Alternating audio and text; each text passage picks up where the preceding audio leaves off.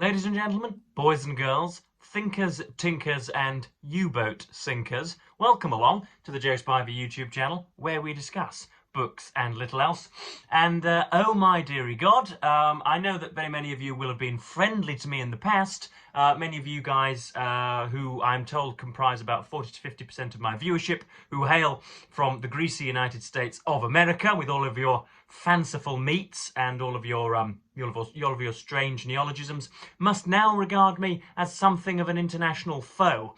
We are, commercially at least, at war, folks. Your supreme leader, your burger-addled demagogue by the name of President Donald J. Trump, took to the stump yesterday to Trump on the stump. That's a pretty good one, isn't it? Trump on the stump yesterday took time to announce 25% tariffs on automotive materials, automotive materials and steel, as well as a 10% import tariff levied on every other commodity which we sell to the United States. Quite why it is he's doing that, nobody's really sure. Talking about re-domiciling industry and essentially financing tax cuts via higher prices for the working class or whatever. But how long have we been at least nominal friends with the United States? How long have we been the small, chivying little cousin in that partnership, right through from Benjamin Franklin being a sort of foreign correspondent or whatever in England and in Paris, right the way through to Roosevelt and Churchill at the altar, right the way through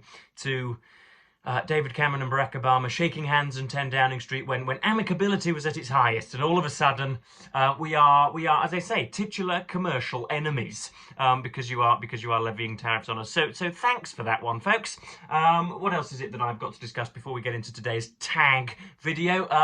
The cycling world, believe it or not, is a jitter this morning as well, because partly because on Sunday takes place one of the biggest races of on the racing calendar, the Ronde van Vlaanderen. That's the Tour of Flanders, and because it is Tour of Flanders on Sunday, that means that the Wednesday prior sees the Dwars door Vlaanderen take place, a smaller race designed to prepare the cyclists for that. Again, for those of you that don't know, I'm a huge cycling fan, and February, March and April see the very many races take place, flat, slightly hilly races take place in the Belgian region of West Flanders, where cycling was begun, where cranks were first turned in anger.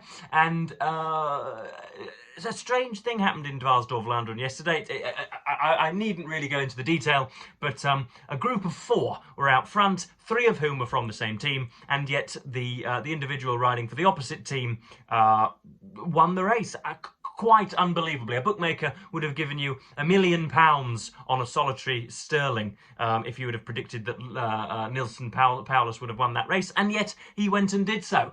And I'm trying to think if I've got anything else just to communicate to you before we get into it, but I don't think I have. So we may as well begin. Welcome along to, I think this is called, what's it called? It's called the Spring in the Air tag. Another faulty one, I'm sure, but I had the honour of being tagged by Christopher Russell, who is, I think it's fair to say, an emergent channel here on YouTube. He is an American, but we'll forgive him of that, will we not? He, I think, hails from the state of Ohio, which means that he is likely a neighbourhood ally / friend of either J.D. Vance or Vivek Ramaswamy, it's sort of a beautifully traditional name, Christopher Russell, is it not? He sounds rather more like a sort of cartoon hedgehog in the garden. Ooh, Christopher Russell woke up one Monday morning, much to his disgust, to find that all of his food had gone, and then you can have a children's picture book as a result. But yeah, a very, very good channel, a deep and wide reader of all sorts by the looks of things, and he only has a paltry 220 subscribers, which is not proportionate to his worth on the screen. So I will leave a link to his channel. You absolutely must go there and indeed honour him with your approbation. So yeah, I was tagged by Christopher Russell. The tag will have been created by somebody else, I should think, but I've not taken the time to credit them here, which is why I cannot build myself a booktube coalition. But anyway, so let us get on with things. Question 1, or point 1, spring chicks. Everything is obviously spring themed because we are Obviously, in the throes of Primavera at the moment, things are getting warmer and slightly golder. So yes, question one: Spring Chicks. Name a book that made you feel warm and fuzzy. And I've got things out. I've got things laid out strangely, rather like I don't know, some sort of mercenary with all of his blades on the table. Usually I pack them, but they're all on one landscape today, so I'm going to have to be leaning this way and that. But a book that made me feel warm and fuzzy is Righto Jeeves by P.G. Wodehouse. All of P.G. Wodehouse makes me feel warm and fuzzy. I am yet to find something which bored me or disgraced me or whatever, or brought his record into disrepute. P.G. Wodehouse, his world is a sort of consequenceless one. Money is gotten and held and reformed into assets very, very simply, and he essentially just places readers into the world of the kind of ever-faulting upper classes, and it is absolutely remarkable. So you've got here, of course, posited is P.G. Wodehouse with, sorry, not P.G. Wodehouse, Bertie Wooster, the chinless lout and rogue Bertie Wooster, harmless but utterly unmeritable, and indeed his faithful servant Jeeves. Quite often P.G. Wodehouse will say, "Oh, goodness me, Jeeves, where is the marmalade?" And then right at the end of the novel, Jeeves will turn up in the hallway and say, "Well, sir, I looked at all of the angles and found that looking between the bread for the marmalade was probably the most propitious spot, sir." And Jeeves will say, "Wow, wow, wow, wow," and then Wooster will say, "Wow, wow, wow, how, my goodness me, of all of the detectives roaming this land, Jeeves, your gaze is the sternest," or whatever, and he'll say, "Well, yes, thank you, sir," and then that will be the end of it. All throughout the time, we pretty much know that that Jeeves will have the answer, and yet Wooster is allowed to frolic about some palatial ground. So they never fail. They never fail to make me feel warm and fuzzy, as well as the Blandings partition, or the Blandings series as well. We have point 2, April showers. So I've got it on a laptop for convenience, or spring showers, I suppose they might be called. A book that is set near, in, or on the water, or that has the word water in the title. Now this really is a shameless plug, folks, because I've recently just read Beth O'Leary's Swept Away. Now I won't be giving any critical comments here, because those critical comments can be read with aplomb on the Open Letters website. I will leave you a link down below. I believe my whey-faced editor, Bostonian Steve Donahue, said that it was like reading Benjamin Disraeli take down a Nora Roberts release, which of course will mean something to some of you and nothing to many of you. But apparently, it was quite a funny piece. And as I say, as I mentioned in my last video, I was very much on my game, or knew that I would be on my game before I even put pen to paper, before I even licked my nib. So this is, Beth O'Leary Swept Away, set on the water. Two people on the Northumberland coast have a little bit of a bonk in the evening, find themselves swept away. I think I will probably be the only critic that did not see that swept away could both mean being what should we say, hydrodynamically swept away at sea, and indeed metaphorically lost in the moment, or whatever. I will be the only critic that doesn't sort of wade into that sandpit. But yeah, I will leave a link down below, and please do go and read some of my book criticism. So that's Beth O'Leary's Swept Away. There's the houseboat, and there is a sort of strangely gilded background, even though, as I say, it's set in northeast England. Anyway, so next up, the next point that we have is number 3, spring break. Talk about a time you took a break from reading, and why. Now, I first took a break from reading between the ages of 0 and 17 or 18.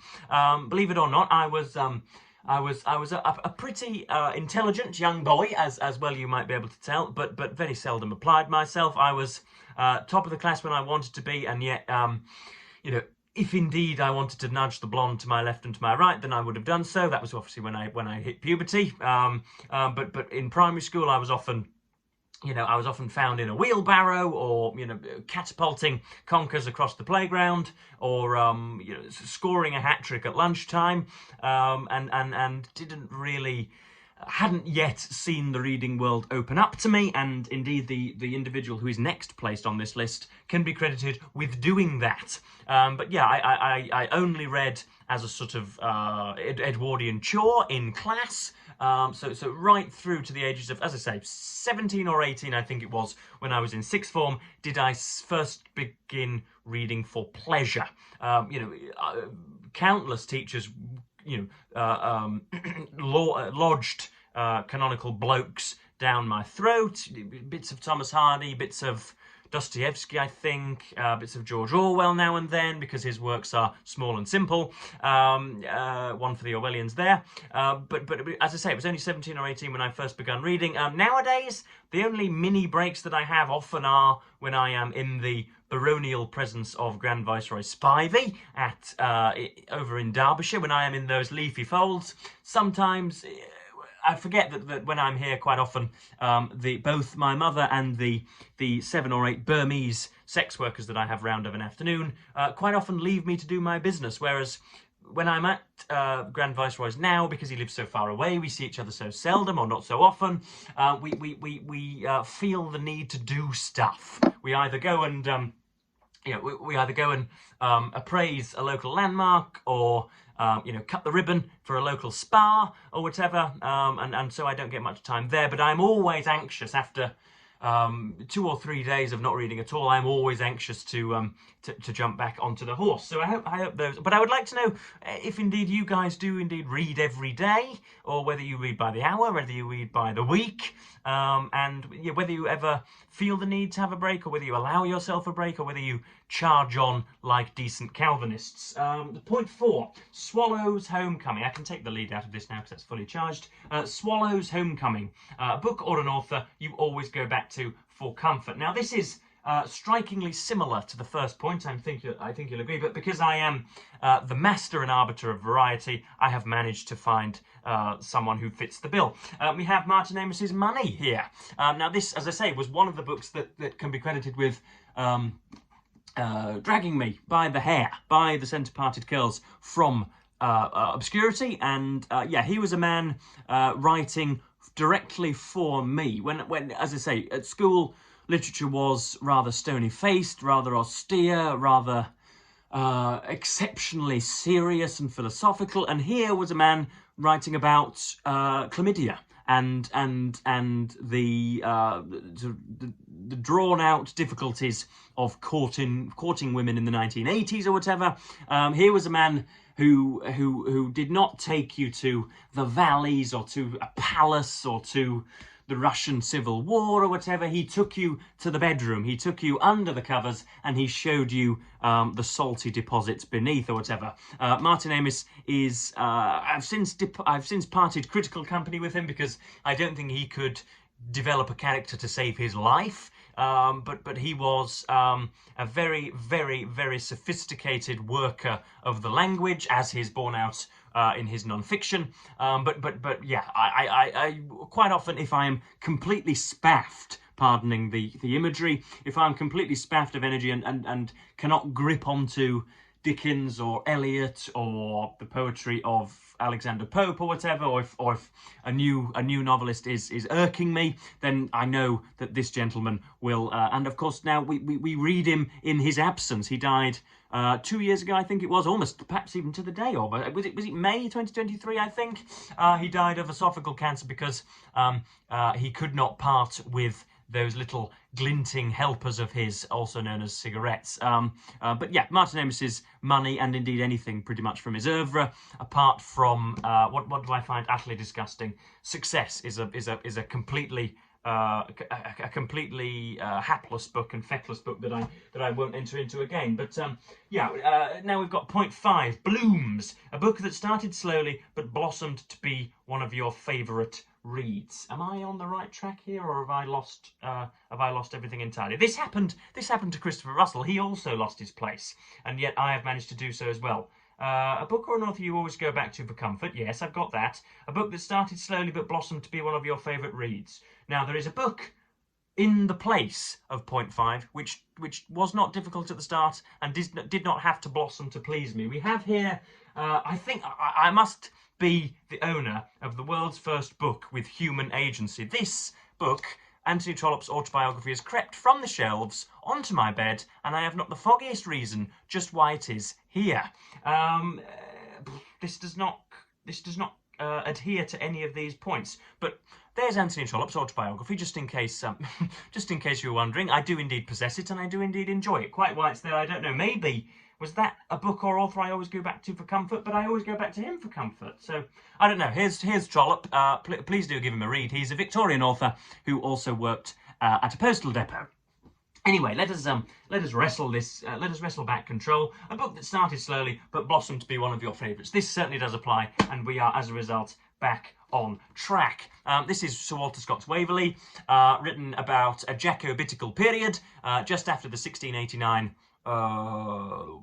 mess around between Scotland and England, and there were, for a period of 50 or 80 years, quite a few, I was going to say the word embrocation. Is embrocation correct? I don't know. If you're indeed playing Joe Spivey Verbal Bingo, embrocation is worth 8 points this morning, but I don't know whether it's been misapplied. But there are a few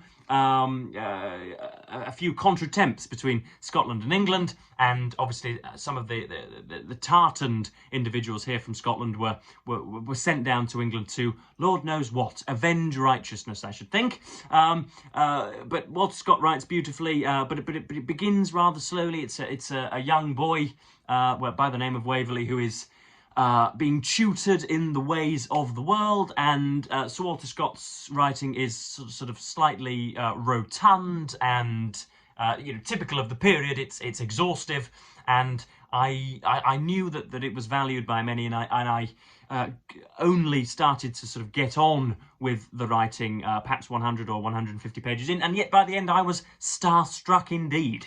I would recommend it all to you, but indeed if you are struggling within the first sort of quarter of the book, if you think that this has not been written for you, and you're not well versed in canonical classics, then indeed you might suffer. But it has, as I say, since become one of my favourites, and Walter Scott is somebody who I will always purchase when I see him on the shelves of second-hand bookstores. So I'll take a drink and try and, as I say, wrestle back control and see if we can carry on regardless. Next up we have Eggs in a Basket, point 6, Eggs in a Basket.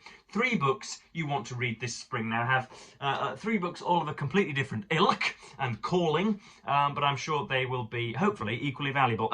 First of all, we have The Lady Upstairs by Jessie Elland. This is a new book, one that I'll be reviewing for, hopefully anyway, for Open Letters. A 300-page, 400-page, 300-page romance novel, I think. And indeed, the reason that this book caught my eye was because Jessie Elland was, or is, I believe, remains, an actress or actor, depending on the label we are going to bestow upon her. She is a theatrical individual who starred in one of the soap operas here in England, a soap opera called Emmerdale, which is set in the Yorkshire Dales, which is sort of 80 miles north that way, maybe 60, 70, 80 miles north that way, near Scarborough-ish, but a little more, a little further away from the coast, a little bend, maybe more towards Leeds, maybe towards West Yorkshire. Haven't the foggies where it's set, simply put. But she played a, what sort of character did she play? She's played a devious character, and but it turns out she's a big blockbuster reader, and has her first book contract with us. And indeed there is a little picture of Jessie. Of course, we can all note that she is pretty, whilst also saying that we shouldn't appreciate women solely for their aesthetic prowess. But Jessie is, yeah, she lock me up. She's very, very pretty, and I wouldn't mind I wouldn't mind having a few champagnes with her at some point. I'm sure we'll own a place in southern Italy in about 30 or 40 years. But for now, the fancy remains unrequited. But yeah, this is The Lady Upstairs. This is a debut novel, and I'm looking forward to seeing what Jessie can do. I shall not allow my fancying of Jessie to in any way impinge or purple, or I won't let it affect the nature of my review. But that's Jessie Elland's Lady Upstairs, which is due out in May. Next up we have Don Quixote by Cervantes. I've read probably about half a dozen reviews of this book, and yet have never embarked upon it myself. Who does the translating here? This is P.A. Motteux, Motteux, with an introduction notes by Stephen Boyd. But obviously this is set in and around Spain, medieval Spain. There is Don Quixote and his honourable servant Sancho Panza, something like that. And they stride about the land, learning lessons, I don't doubt. And of course, this is the book from which we get the phrase tilting at windmills, and indeed the adjective quixotic. But beyond that, I know nothing. Martin Amis thought that the first half was venerable, and the second half was bloodily disreputable, or not particularly well planned or whatever. But it's a big one, and yet because I pride myself on breaking bread with the long since dead and reading lots of the books which have brought us to our literary moment now, I think it's a little bit remiss of me that I've not yet got to this. But that's Don Quixote, an awful cover, I'm sure you'll agree, uninspiring and non-specific. Lord knows who that is that mounts the horse, that mounts the stirrup. And then last but not least, we have, for this section anyway, we have Richard Ellmann's biography of Oscar Wilde. I've had this for a good long while, and I don't really feel intimidated by it, but I don't like Wilde the man. Of course, we share a barnet, or pretty much. If I were to forswear the hairdressers or the barbers for a short while, then we would have quite the same barnet, as I'm sure, quite the same floppy curls. But I don't really like Wilde the man, and that's not because I'm a homophobe, oddly. That is because here I find him a little pithy and a little bit cheap in his remarks. Everybody always quotes him as somebody to rock the chest, somebody very, very witty, and yet whenever I read his aphorisms or his epigrams or whatever, I find myself throwing them across the room. I think he's a little bit entitled and a little bit gratuitously pretentious, but who did that ever hold back?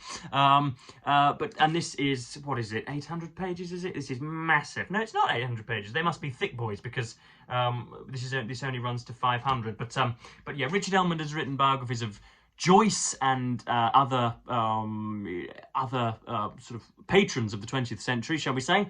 And so I'll look forward to this. And of course, it's shot through with convenient pictures in the middle. So there's 3 books I would like to get to in spring, books that I may not get to in spring, but I'm not held hostage by you guys, so I'll plough on regardless. Point 8, I think. No, point 7. Green Pastures, a classic that never gets old. My goodness, this really is shaky, isn't it? We have William Shakespeare's Macbeth. I read this once a year and love it anew every time.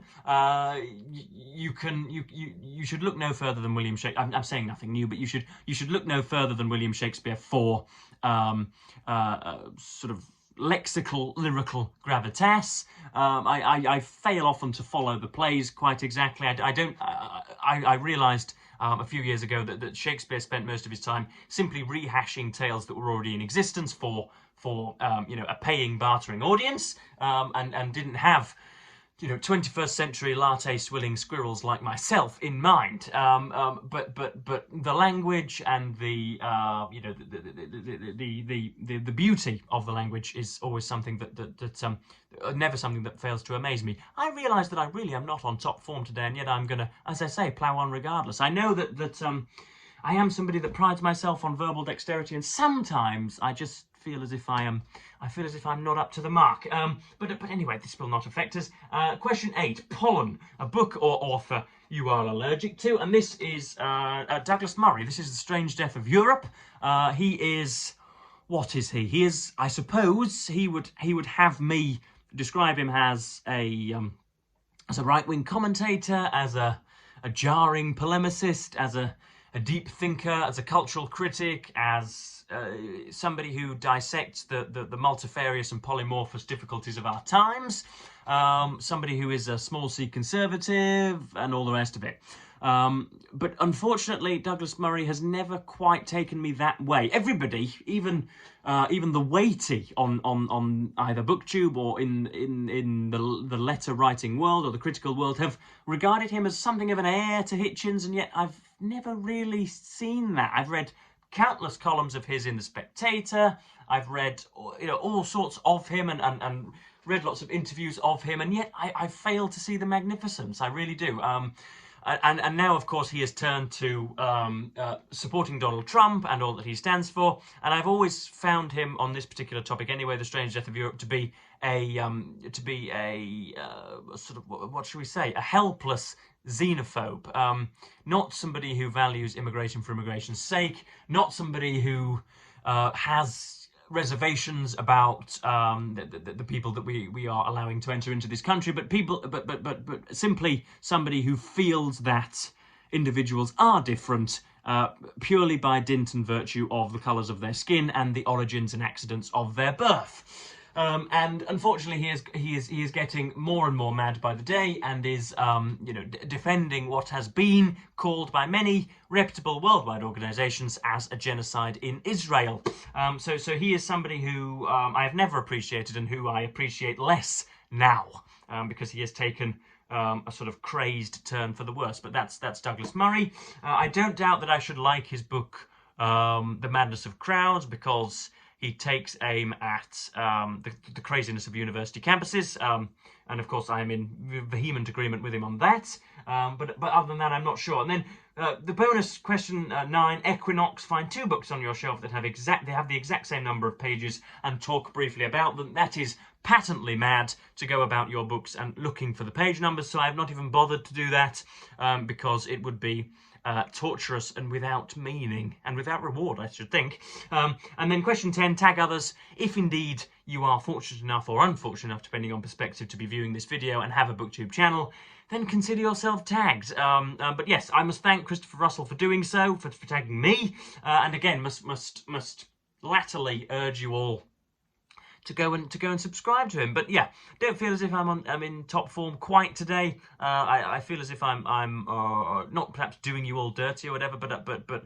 I should be on better form. Maybe it's because I didn't get quite as much sleep last night. Not sure. But I'm going to go and admire a map of Europe and try and get the countries of the continents into my head, and also continue with my reading of Charles Dickens' Great Expectations. And I have quite the review, quite the verbal review coming for you at the end of the week / this weekend, because I'm enjoying this, believe it or not. So yeah, I am, as per usual, going to thank you ever so much for watching. I do indeed hope you enjoyed this tag, despite the madness of it all. And I promise that I will be of a better ilk some point in the future. But yeah, as per usual, I'm going to thank you all ever so much for watching, and bid you the fondest of earthly farewells.